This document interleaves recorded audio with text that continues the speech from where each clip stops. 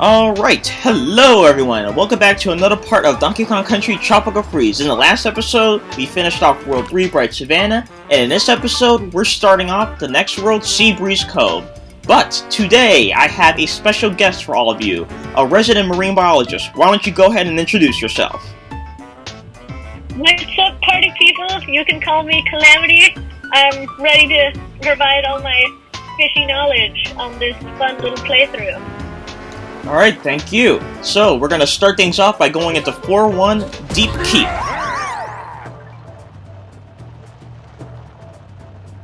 Let's do it.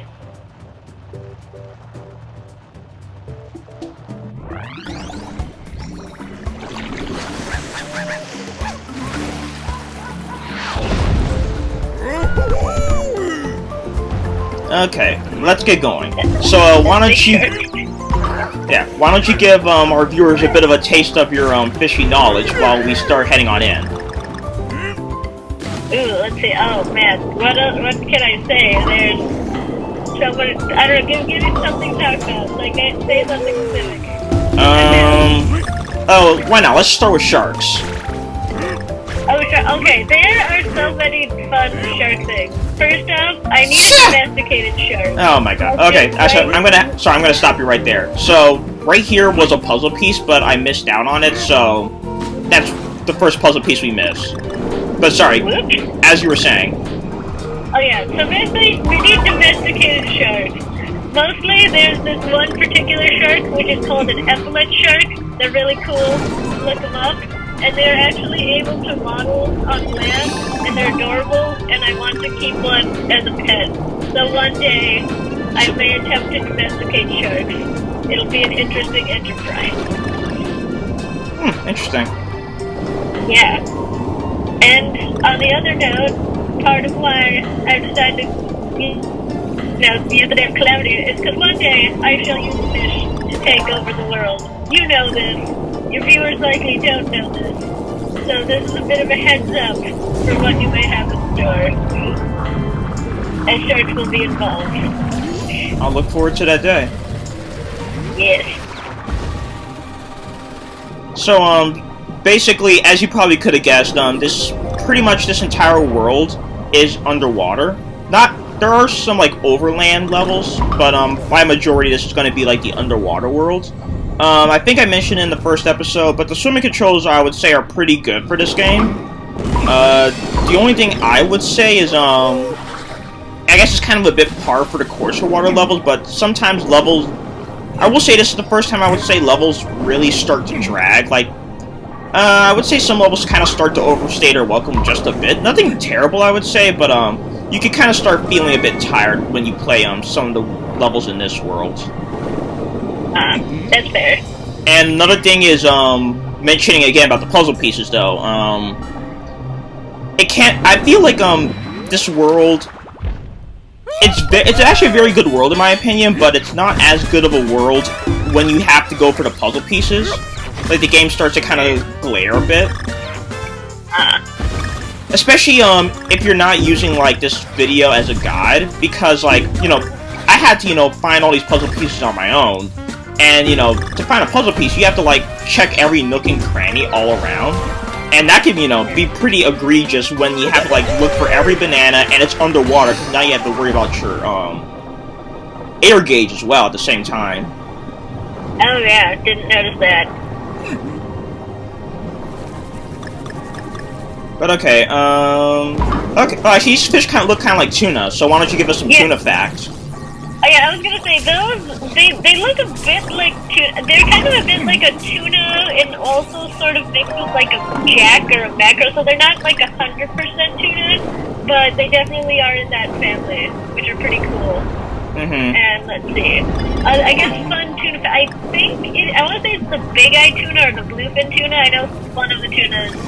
They, basically one of the cool things about them is they actually generate so much body heat when they swim, that there's enough degrees warmer than the surrounding area that actually helps them just cut through it faster. Those cold open seas, they're so warm, they just cut right through it. Cut through? What do you mean? Like, well, because, you know how if you were to say scoop ice cream, if you have like a warm spoon. Oh, like it cuts scoops ice through together. easier.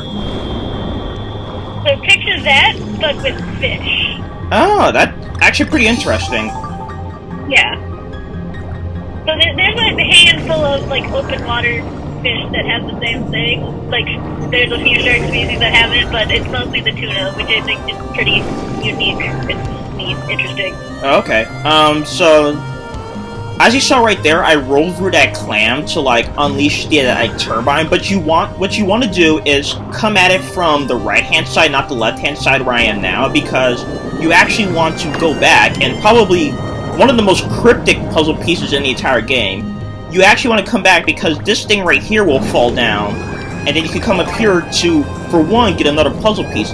But also, as you can probably tell, you need Diddy. I keep on calling her Diddy. No, Dixie. Because you need to come back here to get to the secret exit for this stage. So that's where it is, and obviously I'll get it later. But regardless, you want to at least come back to get the puzzle piece if that is part of your deal as well. I see. And these sorry to interrupt you again, but these turbines, because of how strong they are, you also need Dixie to go against them, but they obviously stop every once in a while. But now, go ahead. Gotcha. Oh yeah, brief departure from the fish facts. I'm just gonna throw it out there. Really glad to finally be able to play a Donkey Kong Country game. What do you mean? Oh, basically, long saga short. This was my mom's favorite game growing up. Actually, the original Donkey Kong Country for the Super Nintendo. And we went through 3 different cartridges and could not find a functioning copy of Donkey Kong Country, so we just gave up. So it's nice to actually be able to, play one of these games. Wow, that's pretty cool, actually. Yeah. And I have to say, of the 5 seconds we were able to get one to go, compared to this, graphics have been much improved. Oh, yeah. I mean, what has it been like? When did the original Donkey Kong Country come out? Like 1990s? 80s, maybe? It had to be in 80s, because I don't think I was born yet. This is something my mom played growing up, so probably 80s or so. Okay, yeah, so like, and this game came out on the Wii U in 2014, so that's easily like 20, almost 30 years later. Yeah, that makes sense. Oh yeah, that's pretty interesting. I didn't know like your mom had a prior history with Donkey Kong Country series. Yeah, she didn't do a lot of games, but like this was one of the this and Tetris are like the 2 that I know that she really likes. So. Oh yeah. Was it only on Donkey Kong Country, like the original she played, or did she like play the entire trilogy? She only played the Super Nintendo, so she only did these like very original, and then she didn't really do a lot of games after that. Okay, so I don't know which ones were on the Super Nintendo, so I guess that doesn't. I don't know how to respond to that, but okay. Just the very first Donkey Kong Country. Okay. That's the only one that I knew of. Sorry, I misunderstood you then. Yeah, no, we tried 3 different copies of the original Donkey Kong Country. All of them did not work with our machine. Either the cartridges were broken or the machine just would not play it, and it was frustrating. Interesting. Did you try checking GameStop if they may have copies? Because I know they have a pretty good retro collection. That's where we got the copy. Oh, wow. To be fair, it is GameStop, so. Yeah, we have the Super Nintendo at home. It only plays like one game, and every other game we try to play with it, it might function for 5 minutes, and then the game will crash on. Oh, okay. Just very quickly, as you know, I missed a puzzle piece in the beginning, so if you did everything I did, then you should have a puzzle piece. I know I say it every time, but I just want to, make it clear for everyone. Gotcha. So now let's turn it into High Tide Ride, the next minecart level of this state or world. Sweet. So you've seen gameplay for the original Donkey Kong Country? I've seen the first 5 minutes of the game, and I maybe have you know, watched a few clips of the rest of the game here and there, but I have not watched, like, the whole game. Okay, I'm just trying to gauge, your familiarity with the series, then. I think I know the villain of the first one, and I think I sort of know the conclusion of what happens vaguely, but that is all. Okay, I guess to just test your knowledge, then. Who was the main villain? Is it King K. Rool? Yep. Yep, King K. Rool. And he stole, like, all the bananas on the island, then you have to get them back. Yep, that's the plot. He stole all of Donkey Kong's, banana hoard, and so you have to get it back. Though, I forget if they, either in-game or, like, the instruction book or whatever explains, why he did that, though. I can only assume potassium deficiency, but... Perhaps. You're free to kind of talk about whatever, because, you know, I need to focus on minecart stages a bit more. Okay. Let's see. Oh, by the way, collect all these bananas in a row, and it's going to happen again at second point to unlock the puzzle piece. But sorry, as you were pondering. Oh. Well, I mean, I don't know what I was going to say. Okay, I just saw the sea monster. But... Well, you probably can't see it because you're focusing on the game, but the background architecture is awesome. You said awkward or awesome? Awesome. It looks really cool. It's like really good detail on the backgrounds here. Oh yeah, like, cause like, before this game was Country Returns, I'm guessing you didn't know that, but, Country Returns was pretty good, but they really stepped up their game, when it came to making, Tropical Freeze, in my opinion. Oh, oops. I mean, I have nothing to compare to, but I'll take your word for it. Oh yeah, I mean, like, you're only... Well, you may... I mean, it could be here for, like, other worlds if I feel like inviting you, but, just being here for this one world, I'm sure you're gonna be really impressed with, like, all the set pieces that they'll do just for the water world, even. Yeah. Because you see, like, second level, and we're already not inside underwater anymore, so, you know, they really, you know, tried to make it as unique as possible. I also have to say, I really like the level design where they have I assume that the rails are going up and down, or at least they're held by the water spouts. That's pretty neat. Okay, so we actually saw, like, that really big fish right there. The biggest fish I know today is the whale shark, correct? Okay, wait, let me think about that. Yes, that should be correct. That's the biggest fish, biggest vertebrate, yes. I believe that is correct. Now, let me ask, was the Megalodon bigger than the whale shark? Yes, it's easily, I think, yeah. Megalodon should be bigger than the whale shark. Okay, now, was that the biggest... Megalodon, was that the biggest fish in existence that's ever existed on Earth that we know of? That, as far as I know, yes, that should be the biggest fish that has existed. Okay, just right quickly, because of how much time we still have, I'm gonna do, Stage 3 in Miss Abyss. Sweet. So you say that the Megalodon is, the biggest that we know of at this point? Yeah, Megalodon, as far as I'm aware, should be the biggest fish. It's hunted blue whales, which is the other... Blue whale, I think, is the biggest vertebrate, that is sea vertebrate, and then the Megalodon ate those, and we're supposedly twice as long, so we're talking pretty big fish. Oh yeah, oh gosh. But yeah, wow, actually eating blue whales, that's pretty impressive. Yeah. So then, what are some hypotheses about why they went extinct? Ooh, Or are you not as well versed in that area? I'm not as well versed on my ancient sharks, but How dare you? Why else would I have invited you? Obviously. Well, I mean, I think part of it in general is like part of tied to like how we lost the dinosaurs. I think part of it, the science I know is shaky, at least with how I understand it. But I think it's just like something shifted during that mass extinction that just we couldn't really support those like super megafauna anymore. So it's just like pretty much lack of food. Like there just wasn't enough food to support something that big anymore. Oh, okay. And why that happened, I don't know the science behind that why, but just why they're not here anymore was just not enough food to let it get that big. So, like, because of the mass extinction event, it reduced the amount of food that they had available? Pretty much, yeah. And, oh, okay, yeah, so, like, what was it, that, like, 97% of, sea life died off due to the mass extinction event, then?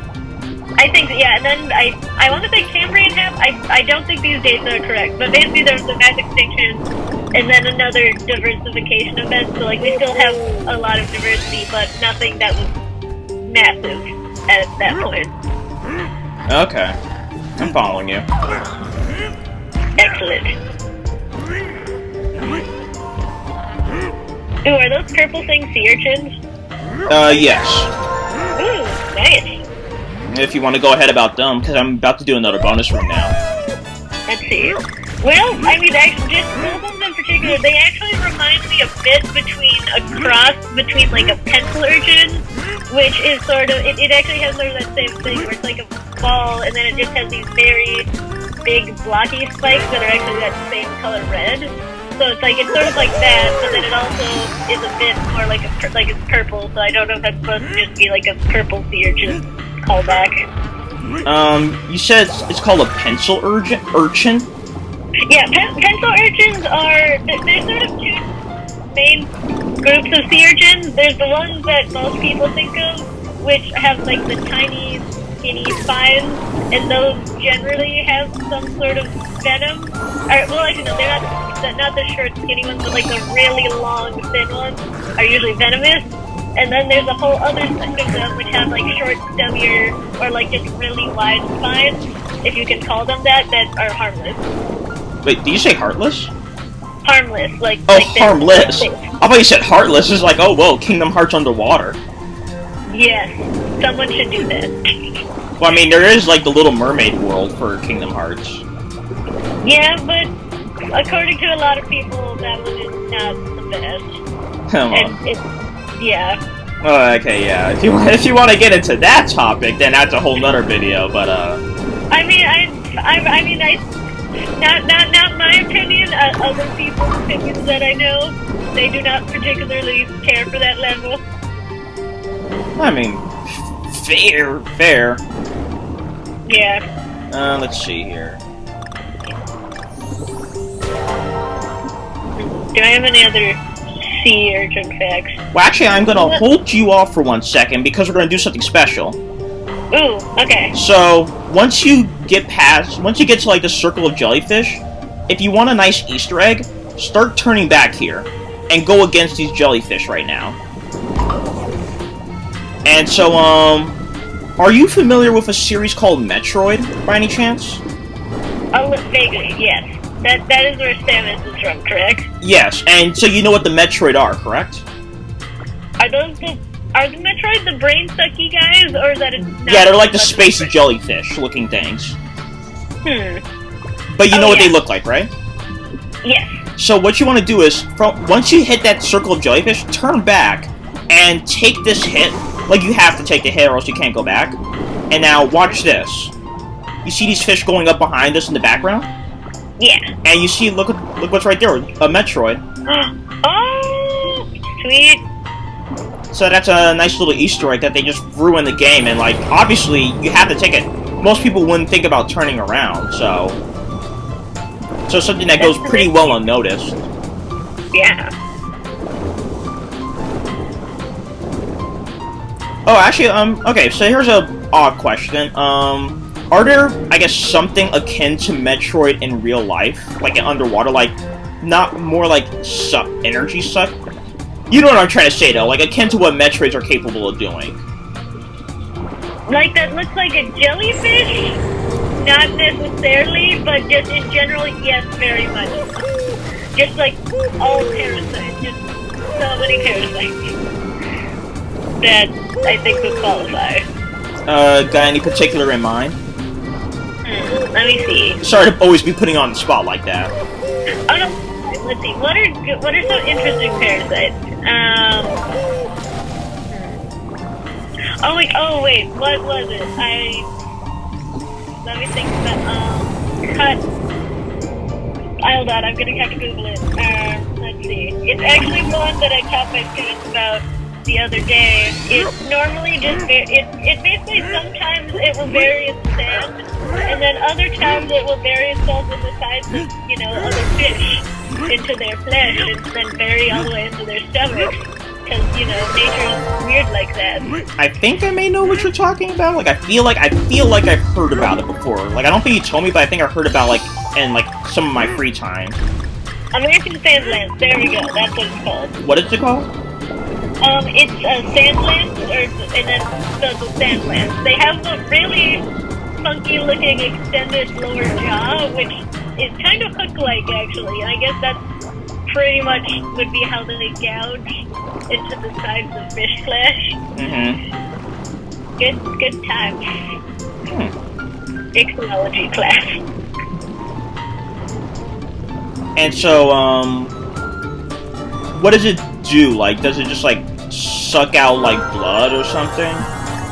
Yeah, most most parasitic things will either eat the flesh, or sometimes, I guess another good parasite would be the lamprey, which has some pretty interesting adapters for parasitism, in that the lamprey will actually just suck onto the side of a fish. This one is probably the most Metroid-like one, where it'll stick onto the side of a fish, it'll use a special tongue to sort of dig a hole into the side of it, and then it sucks blood out of it.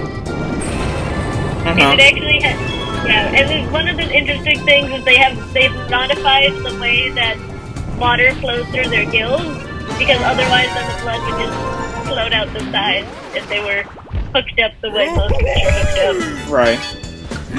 So basically they're built to, They're built to suck. Yeah, they're built to suck. Are they good at sucking? Very. If too many of them stick onto one fish, they will kill the fish because they took so much blood out of it. Yeah, I expect that. Yep. Yeah, I've heard of lampreys before, actually. Yeah, they're probably one of the more common known parasitic sea creatures. Let's see. What are some uncommon? Let's see. Not in the not in the blood sucking type way, but just some of the other. Oh! I just remembered the gross one. It's the tongue-eating copepod. Oh, I don't want to think about. Oh no, sorry, tongue-eating isopod, which I don't like thinking about because it's terrifying. Oh well, do you think So you have a story about them? Well, I'm glad I haven't actually seen one in real life, but just if you look on the internet, and I don't necessarily recommend this, is there's just a whole host of pictures online of these things. There's just, you open the mouth, and it's like this little alien creature is like, hi, there should be a tongue here, but instead it's me. And they get pretty big if they latch onto a large fish, and it's not something you'd want to, have it. Because then you think about it in your mouth instead of the fish's mouth, and then it's horrifying. Alright, well, thank you for such a lovely image, but thank you once again, but that is going to be an episode right there. So in this episode, we did the first 3 stages of World 4, and in the next episode, we're going to be continuing on with Irate 8, and I think you're going to actually like this one a lot. Yeah. So we'll see you guys then.